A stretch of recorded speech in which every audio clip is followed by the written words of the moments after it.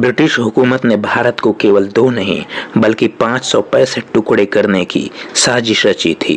इस साजिश का पता ऐसे चलता है कि अंग्रेजों ने भारत की स्वतंत्रता के लिए जो अधिनियम बनाए थे उसमें एक शर्त ये भी थी कि भारत में जितनी भी रियासतें हैं वे चाहें तो भारत या पाकिस्तान दोनों में से किसी एक में शामिल हो जाएं या अपनी इच्छानुसार अलग देश बन जाएं।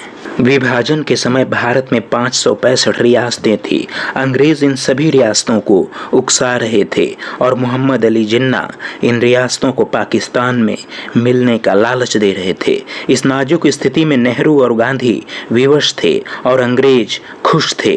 ऐसी भयावह परिस्थिति में भारत को बचाने के लिए लौह पुरुष सरदार वल्लभ भाई पटेल आते हैं। सरदार पटेल ने अकेले अपने दम पर अंग्रेजों की नकेल कस दी।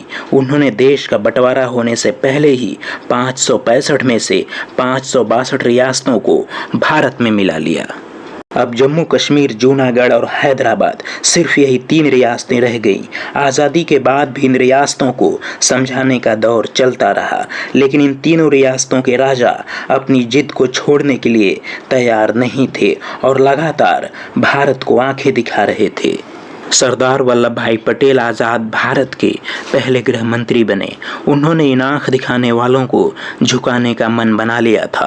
वर्ष 1948 में जूनागढ़ और हैदराबाद को कड़ी मशक्कत के बाद भारत में मिला लिया गया, जबकि जम्मू कश्मीर का भारत में विलय 1947 में ही हो गया था।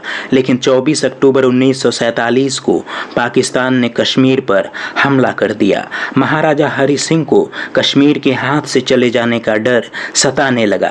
जब पाकिस्तानी हमलावर श्रीनगर तक पहुंच गए तब जम्मू कश्मीर के महाराजा हरि सिंह सरदार वल्लभ भाई पटेल के शरण में पहुंचे। सरदार पटेल ने महाराजा हरि सिंह से कहा कि हम जम्मू कश्मीर को बचाएंगे, जरूर बचाएंगे, लेकिन शर्त यह है कि इससे पहले हम भारत में मिलाएंगे। हरि सिंह ने सरदार पटेल की यह शर्त मान ली और फिर जम्मू कश्मीर के भारत में विलय का समझौता हो गया।